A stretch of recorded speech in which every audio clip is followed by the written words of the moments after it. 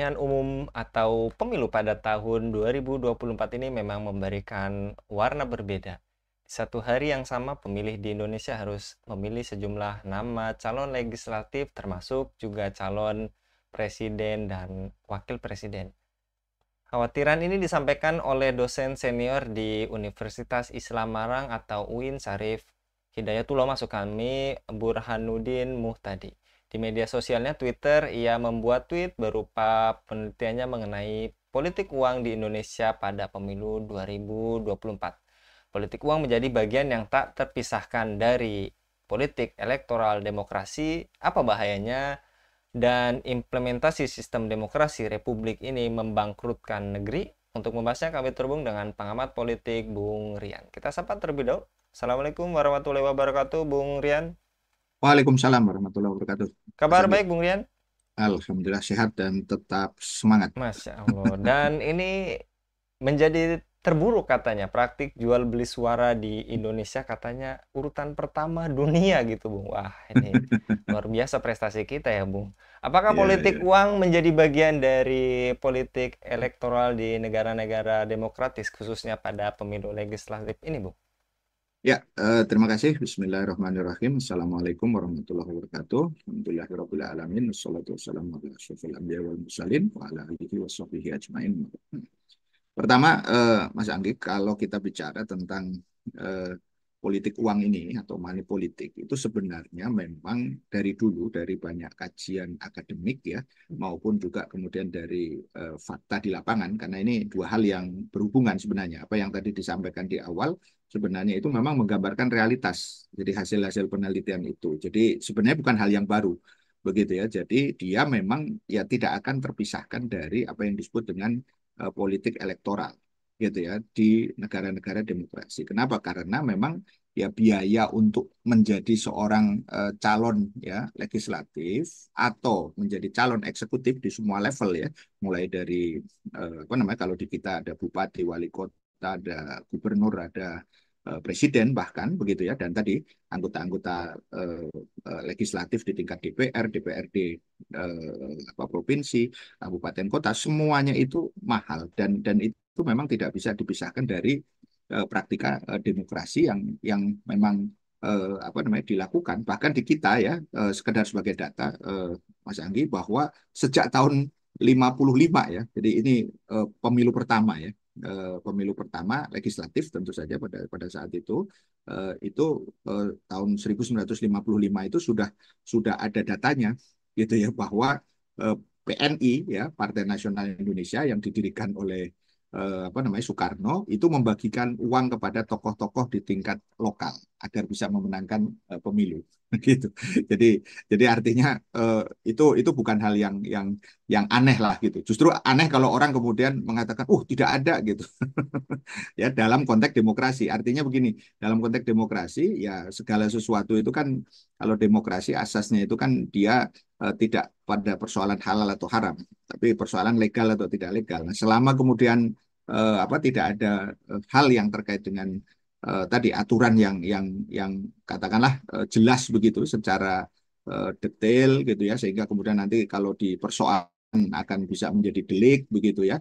Yang terjadi pasti ya itu menjadi saya semacam kayak bagian yang tidak terpisahkan saja, dan itu terjadi dari sejak Orde Lama, tadi Orde Baru untuk Indonesia gitu ya, itu eh, ya sampai tahun transisi 99 ya, pemilu pada waktu itu kemudian katanya sempat tidak terlalu muncul lah begitu katanya gitu, tapi saya sendiri secara pribadi tidak yakin karena karena faktanya memang seperti itu, dan muncul kembali dari penelitian tadi yang Profesor Burhanuddin tadi itu ya 2014, kemudian 2019, 2024 kemarin juga apa namanya menjadi ini menjadi hal yang kembali diperbincangkan begitu.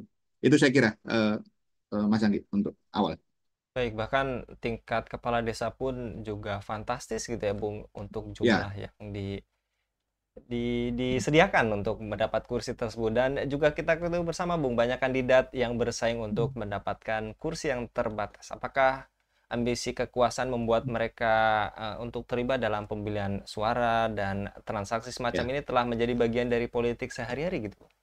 Ya, turunan daripada politik demokrasi ini yang kemudian basicnya itu adalah manusia ya. Jadi dari, oleh, dan untuk rakyat. Jadi di situ sebenarnya kebenaran itu kan ditentukan oleh manusia gitu ya. Jadi tidak, tadi saya katakan tidak masalah halal atau haram. Kalau halal haram kan bukan wilayah manusia gitu kan. Kalau manusia pokoknya ini dilarang, oh ini tidak dilarang. Artinya ini legal, ini tidak legal.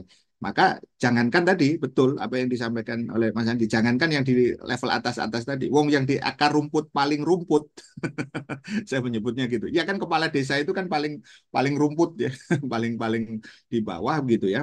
Ya itu saya dengar sendiri, saya melihat sendiri gitu praktika-praktika itu dan banyak saksinya gitu ya. Ini artinya ini saya ingin tegaskan ini bukan bukan fitnah atau apa yang kemudian membuat mereka itu semacam tadi kalau tidak punya uang ya ya jangan pernah bermimpi akan bisa jadi katakanlah kepala desa, apalagi sekarang kepala desa itu diperpanjang tuh jabatannya menjadi 8 tahun.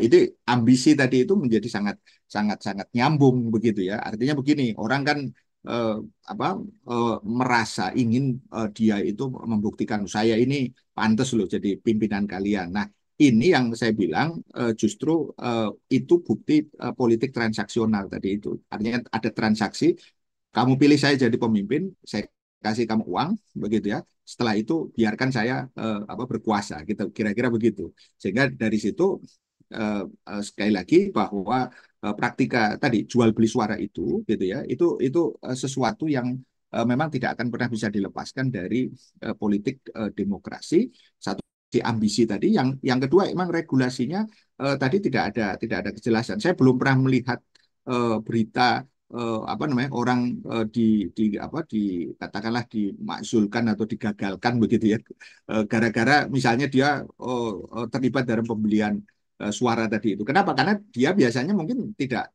melakukan langsung begitu ya. Sehingga kan kalaupun ada yang katakanlah kena gitu ya, kena maksudnya tertangkap, oh itu si anu fulan-fulan gitu kan. Nggak akan sampai itu ke kandidat tadi. Dan contohnya itu yang paling akhir yang kemarin kan.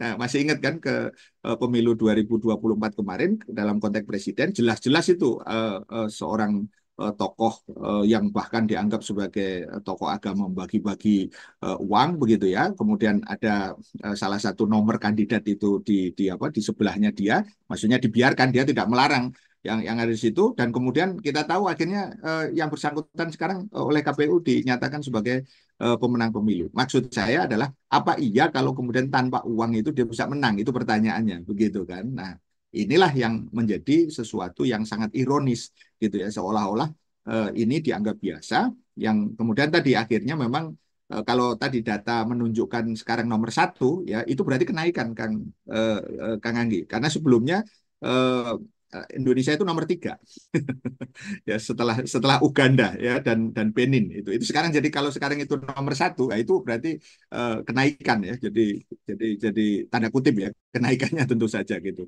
yang jelas ini bagi saya tentu sebagai seorang apa namanya pengamat sangat-sangat apa namanya tidak apa namanya istilahnya sangat-sangat apa tidak layak lah dilakukan karena kalau itu yang kemudian nanti menjadi tadi apa model transaksinya ya kita akan sulit untuk mengharapkan pemimpin yang melayani. Karena apa? Karena dia nanti akan merasa begini, kan saya sudah beli kamu, gitu kan? Kenapa mesti minta pelayanan? Ya sekarang kamu layani saya, gitu kan? Padahal seharusnya kan seorang pemimpin itu mestinya di dalam posisi melayani rakyat yang telah mengangkat atau memilihnya tadi itu. Itu saya kira, Mas Andi. Baik, jadi kalau tidak ada uang tapi didukung oleh sang bapak gitu, menaikkan anaknya gitu. Nah, itu nanti menjadi satu satu apa namanya satu apa isu Mm-mm, yang lebih luas mm-mm. terkait nanti dengan dinasti politik, Iya. gitu kan? Karena apa? Karena demokrasi pun sebenarnya nanti juga tidak lepas dari apa yang disebut dengan tangan-tangan yang kita sebut sebagai invisible hand, yang para oligark-oligark itu. Oligark itu adalah segelintir orang, baik dia di sektor ekonomi maupun juga di sektor apa pemerintahan mereka berkonspirasi begitu ya, mereka bersekongkol ya, akhirnya kemudian dia bisa menempatkan orang pada titik ini. Jadi dalam konteks ini ada hubungan antara tadi apa yang disebut dengan politik uang tadi, money politik tadi itu dengan kemudian dinasti politik. Karena pada titik ini ambisi orang tadi itu menjadi sangat-sangat sulit untuk dikendalikan.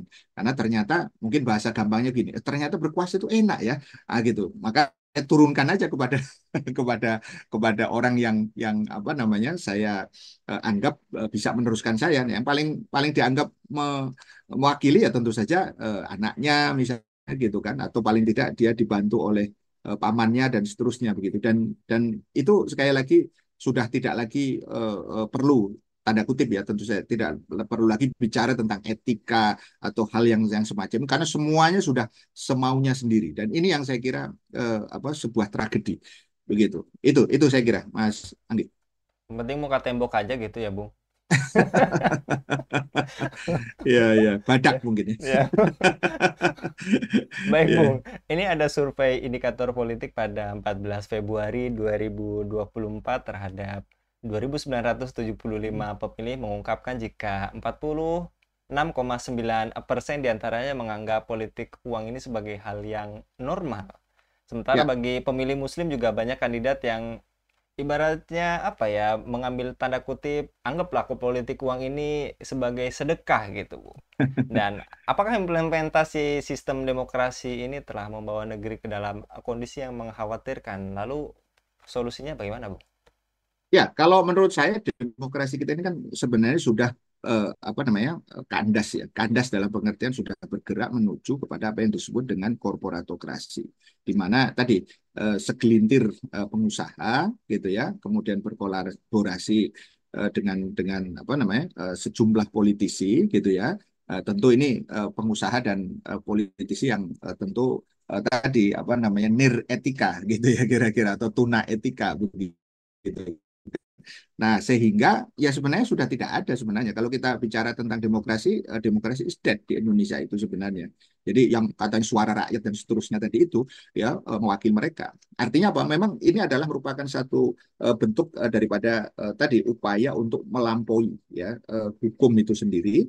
Dan secara ideologis sekali lagi saya ingin tegaskan ini adalah penyakit bawaan dari demokrasi, karena tadi demokrasi pada akhirnya tidak mengenal benar salah gitu kan. Yang dikenal ya kalau legal ya lakukan, tidak legal apa namanya mungkin dia akan siasati begitu kan yang ada di situ. Maka saya kira sekarang ini dalam konteks pemilu ya 2024 ini sebenarnya kita membutuhkan satu apa namanya alternatif ya. Kalau dalam bahasa saya kita membutuhkan dua hal ya sekaligus di negeri kita yang kita cintai ini. Kenapa? Karena hari ini kita menghadapi akar masalah yang sangat sangat sangat dalam begitu ya, sangat sangat parah begitu ya, di mana diterapkan ya politik demokrasi yang tadi ya penuh dengan berbagai apa manipulasi begitu ya. Kemudian yang kedua ekonomi juga yang didasarkan kepada satu apa namanya situasi semakin kemudian memiskinkan ya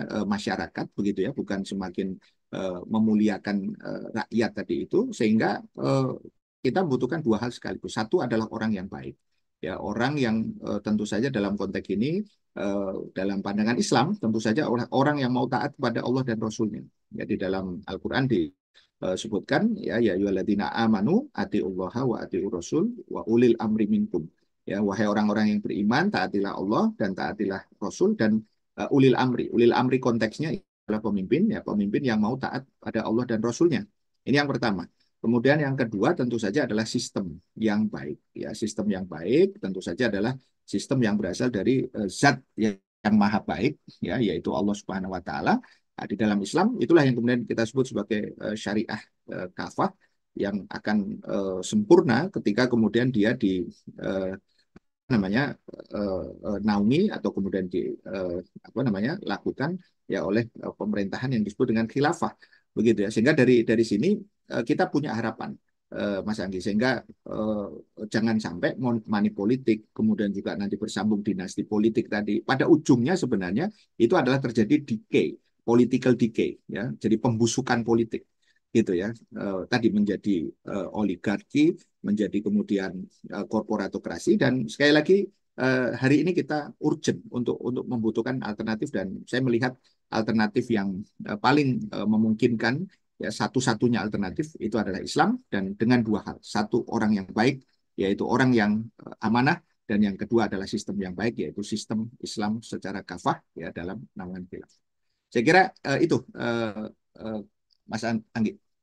Baik, jazakallah Bung Rian untuk pemaparannya pada kabar petang kali ini. Jadi tadi ya Bung, jangan sampai kita itu sudah diberikan kebenaran, jangan sampai muka tembok apa muka badak lagi tadi yang disampaikan oleh Bung Rian gitu ya. Ya, Jazakallah ya. sekali lagi Bung Rian, mudah-mudahan Bung Rian Terima kasih. senantiasa dilindungi oleh Allah Subhanahu wa taala dalam setiap aktivitas. Amin ya Allah. Demikian pemirsa Hilafah News yang dirahmati Allah, jangan lupa untuk subscribe, like, dan share sebanyak-banyaknya. Semoga menjadi amal kebaikan bagi kita semua di dunia dan di akhirat nanti. Saya Anggi Suara diundur diri. Assalamualaikum warahmatullahi wabarakatuh.